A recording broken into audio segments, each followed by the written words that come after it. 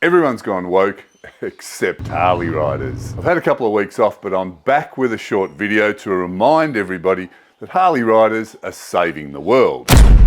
They do save the world because really they're the only sane people left, except for those that embrace conspiracy theory. The Twilight Zone.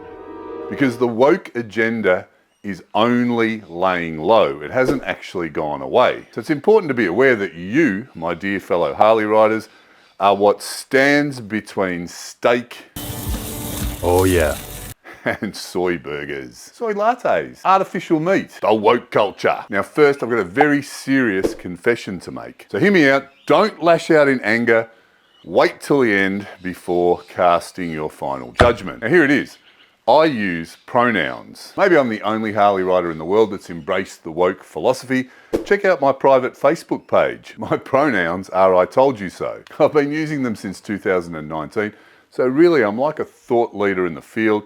I'm very qualified to talk about all things woke. So what does woke mean? It's a type of social awareness, but I'd say it's used to push social agendas onto everyone, including those that are completely uninterested. It's not a gentle suggestion, hey, this is a nice thing to do, this is a nice way to be, this is a nice way to treat people. It's pushed onto you by force. And of course, when you think about it, in order to push these agendas on a worldwide scale, through the media, through the so-called important people, through the socially accepted media personalities, those that sold their soul, there's got to be money behind it. It doesn't happen by accident, it's by design. And design costs money. Climate change is now an industry. I remember the start of it in the 90s, a small movement that is huge now. Electric vehicles, in spite of their shortcomings, the fact that they're an environmental hazard, a money pit, they're being pushed hard. The transgender and sexuality movement, while it's a non-issue with adults in private, it's being pushed by the government into primary schools. And that takes coordination and cash on a scale bigger than most people can imagine. Let's not forget pharmaceuticals, and we can go all the way back to the food pyramid. Have you tried turning it upside down for optimal nutrition? Oh shit, I almost forgot. Here in Australia, the woke are still in charge because we don't have anyone like Donald telling them to stick it. So before all public events, before all meetings, even family barbecues, anywhere where there are two people meeting together, say for a coffee in a cafe, you've got to say and you've got to love a welcome to country spiel. Now, if you're outside of Australia, that's a speech that welcomes people to the land that was once owned and occupied by the indigenous people of Australia. We do this because it's our fault that over 200 years ago, somebody took this land by force, and now we've got to overcompensate by giving it all back.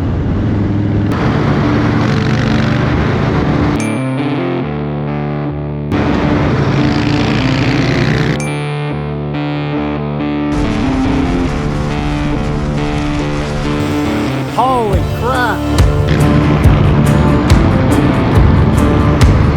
So we've got to return all the parks, the forests, the beaches, pretty much any land that is government owned, sometimes even privately owned, that's anything that's outside of striking distance of the cities. We're going to give it all back to the representatives of the indigenous people. They get to control this land and they get to charge fees to access it, because taxes in Australia are really low. That was sarcasm. Now, part of this, and I call it accountability for reincarnation, means brainwashing through the welcome to country speech. If we say it enough times, the land grab becomes acceptable. So in this tradition, I've got to do a welcome to garage speech. I should have done it at the start of the video, but I forgot. So I'd like to welcome you all to the garage at the Old Not Dead house and acknowledge the traditional owners. So we purchased the house from John and Cindy Morse, who acquired it.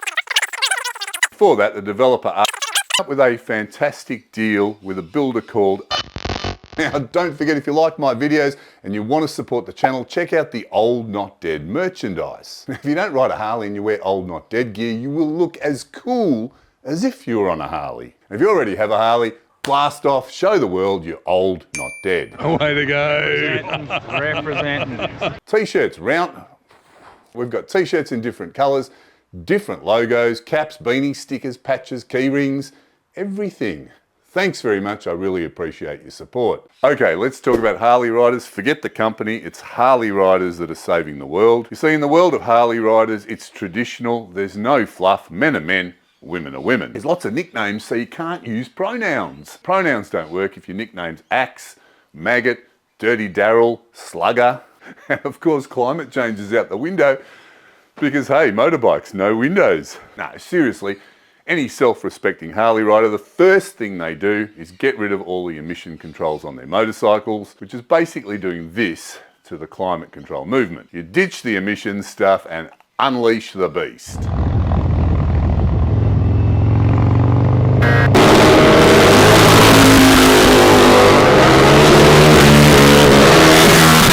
It's already an ancient oil-cooled engine, and we like to make it worse by making it louder. Now in the woke language, that means increasing emissions and noise pollution. And really that's why you see cartoons like this South Park episode. Excuse me!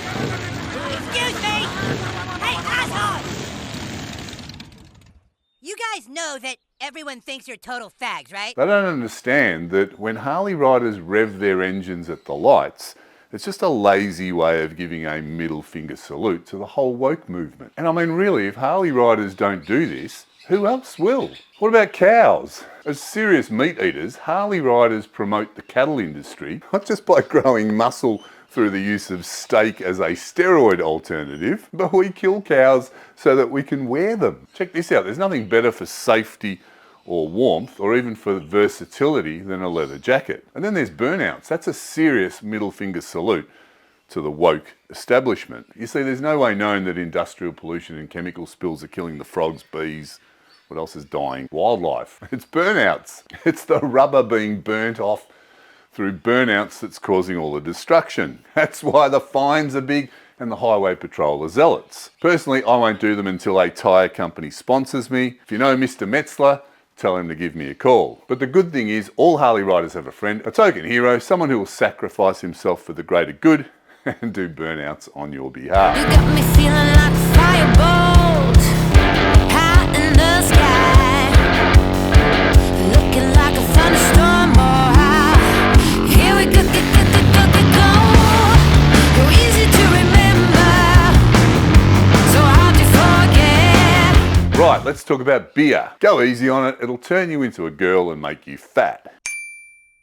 All right, let's get serious. Have you ever wondered why there are two opposing sides in politics? The left looks after social services, arts, humanities, the underprivileged. They spend all the money in the government coffers. That's your money. And the right focuses on the economy and building up the country no matter how ruthless the cost cutting is. It's a build and bust cycle. It's been going on forever. You get to pick which side you're on, and just like going to the football, you can cheer on the winner. And it feels like you're making a difference, that you matter when you're on the winning team. But isn't it really interesting that nothing changes on a deeper level? The same agendas get pushed forward, just in slightly different ways. And any intelligent person would think that you would take the good from each side and combine them so that people can have great lives. Rather than arguing all the time and being at polar opposites, that would be balance, just like riding a motorcycle. Anyone would think there are players behind the scenes dictating the story, presenting you with distractions to keep you happy, presenting you with choices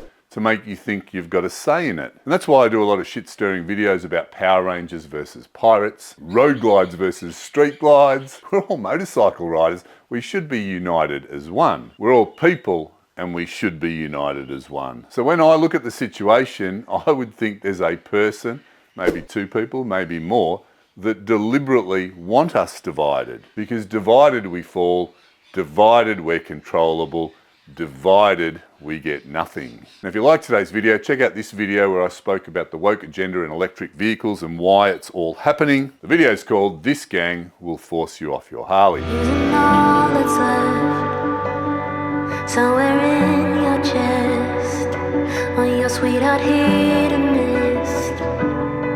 Oh.